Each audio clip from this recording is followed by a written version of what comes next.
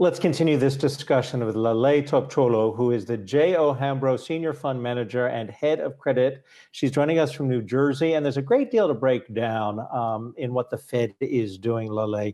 Thank you for joining us. One thing in particular, because they've already launched the facility to, for instance, purchase ETFs. And help me understand why you think it feels like a bait and switch, and is it? Sure. Well, good morning to all. When there were a number of facilities that were launched to basically help the corporate sector between the primary and the secondary. And one of the things was when you looked at the primary corporate facility requirements, it's actually quite onerous. The onerous part being you have to certify that you're a U.S. entity. You have to certify that X percentage of your employees are U.S. based, which makes sense, right? It's a U.S. central bank that's providing liquidity so you can provide jobs in the U.S. It entirely makes sense. Now, in the meantime, they also said, oh, we'll also just help a little bit on the ETF side. Now, the challenge with the ETFs, and this is why I expected them to buy some when the facility was first launched, because you don't want to try it in the last minute and there's glitches, as we've seen with the repo glitch back a couple of months ago. That doesn't bode well. But what was interesting about the ETFs is they keep buying. The markets are functioning just fine. The high yield market is functioning just fine. The investment grade market is functioning just fine. The challenge with the ETFs is LQD, which is the one that they've been buying the most, has nearly 11 years in average maturity. The primary corporate facility limits it to up to 5 years. It has banks. 25% of that exposure is banks. It's financial services. Whereas in the primary corporate facility, banks are not allowed to be a part of it. And the high yield, and we can debate about the fallen angels part of it, I still think increasingly providing support for high yield does increase moral hazard. I don't believe it's the right thing to do. And I'll leave you with this note, this final thought on this is it's like giving a little kid, a treat if they eat a good dinner. After dinner, then the kid will always ask for what my 4-year-old does. Can I have a treat? I ate a good dinner. The fact that now the corporates have entered into the Fed's buying power, it's going to be nearly impossible to erase that from the market's mind. The only way you can walk this back is now you have to slow down your ETF purchases aggressively and eventually stop it. So the market believes this is one-time deal. Otherwise, I think you've just made the moral hazard permanent.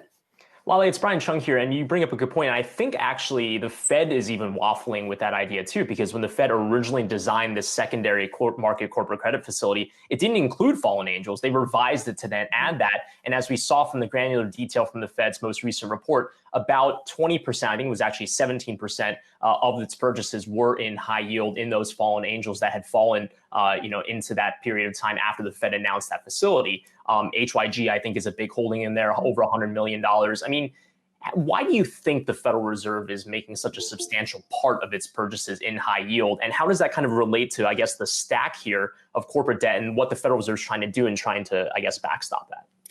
I think from the fallen angel perspective, the way I sort of thought about it is, some of the names where you can make a case they had national importance, right? It was airlines, it was auto. You can make a case, national case for these. And that's how I rationalized. I said, okay, for the time being, they can give them support, and then we'll figure out based on the recovery. What is challenging about the high yield piece of it, one thing they could be concerned is because the corporate bond markets exploded, right? In terms of amount, like who owns it? We're in trillions now. We're 2x the amount we were in global financial crisis. So they were concerned that the growth was so rapid that there's going to be some systematic risk that was going to be formed to the financial markets. The challenge with that is then you can never stop the markets running ahead. Then people will always swing the bat aggressively. We'll grow exponentially in derivative products and this and that. And then the Fed will come and bail you out. Like when does it stop? And that's what I can't get my head around it. Lale, it's Julie here. So as you try to trade all of this, I mean, do you hedge against an eventual pulling out by the Fed? I mean, in other words, what is the actual market risk? You talked about the moral hazard. What about the market hazard?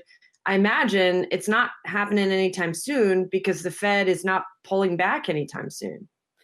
That's the consensus view. The consensus view is you follow the Fed. So if the Fed is buying high yield, look at, you just go buy high yield. Look, everybody's looking for a V-shaped recovery. Like, look at the retail ETF flows. That's your V, both in IG and high yield. Very substantial, very obvious V. So clearly there's momentum behind it. For us, for high yield, we haven't really ventured into high yield. We're sticking with investment grade because these are real businesses with high asset coverage that we think will survive the crisis. High yield, again, I've said this before, they become high yield by choice. There's a reason. They don't generate much free cash flow. They're very levered. So you're going to take substantial risk on the recovery on the economy.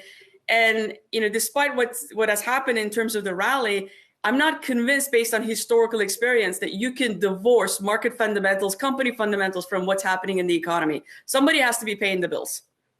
Lale, I'm curious long term, because there was an article in the Wall Street Journal about the potential for the U.S. to lose its reserve currency status with the dollar. Is the Fed, if you want to weigh in on this, is what the Fed doing now setting us up down the road for that fact to happen? Because that'll raise the price of borrowing for everybody. It's possible, but I don't know. I don't have a good answer for that. And that is a short and quick response to the question I just asked. I appreciate that. Lale Topcuoglu. Nice try. No, you did well. Thank you for joining us. And you should know that Lale is the J.O. Hambro Senior Fund Manager and Head of Credit. She assuages our fears when you see things in the Wall Street Journal along those lines. Hey investors, Zach Guzman here. Are you interested in learning more about the markets and getting the latest financial news? Well, then click right here to subscribe to our Yahoo Finance YouTube channel. Get the latest up-to-the-minute market analysis, big interviews in the world of finance, and information on how to manage your money every day wherever you are.